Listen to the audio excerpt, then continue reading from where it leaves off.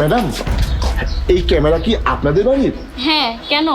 আসলে ম্যাডাম, আমার বোন প্রত্যেক দিন এই রাস্তা দিয়ে স্কুলে যায়, কিন্তু এই রাস্তায় একটা ছেলে আমার বোনকে প্রতিদিন বিরক্ত করে। ওই ছেলেটা এই মহল্লায় আশেপাশেই কোথাও থাকে।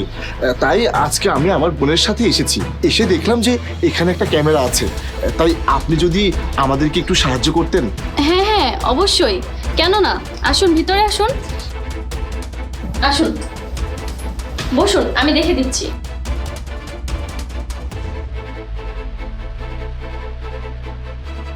বসুন। না না, ঠিক আছে। আচ্ছা, আপনারা পুলিশকে কমপ্লেন করেছেন?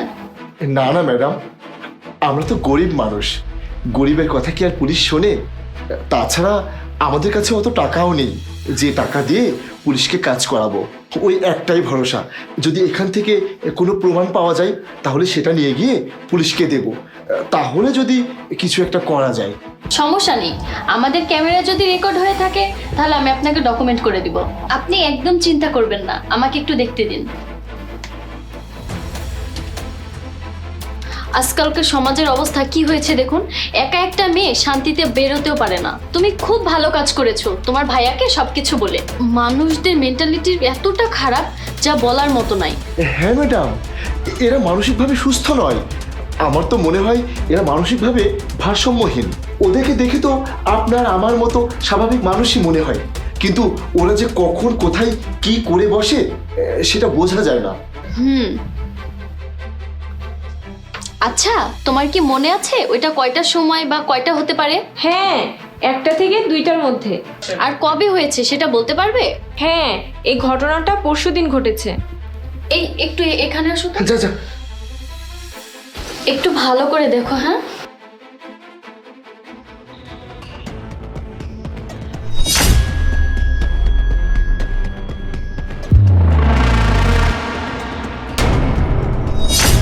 আপু, এটাই ওই লোকটা।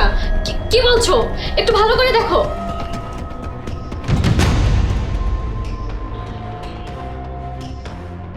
হ্যাঁ, এটাই ওই লোকটা। এই লোকটাই তো।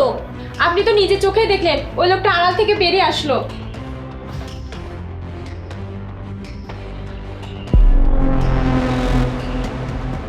কি হলো ম্যাডাম, চুপ করে আছেন কেন?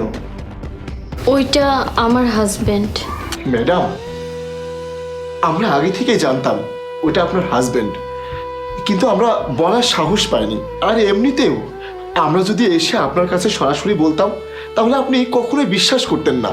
অনেকবার চেষ্টা করেছিলাম যে আপনার কাছে এসে সরাসরি কথা বলি, কিন্তু যতবারই আমি এসেছি ততবারই দেখেছি আপনার স্বামী বাইক নিয়ে বাইরে দাঁড়িয়ে থাকে। সেই জন্য আমরা বারবারই ফিরে চলে যাই, কিন্তু আজকে দেখি আপনার স্বামীর বাইকটা বাইরে নেই, তাই আপনার সাথে কথা বলার সাহস পেলাম।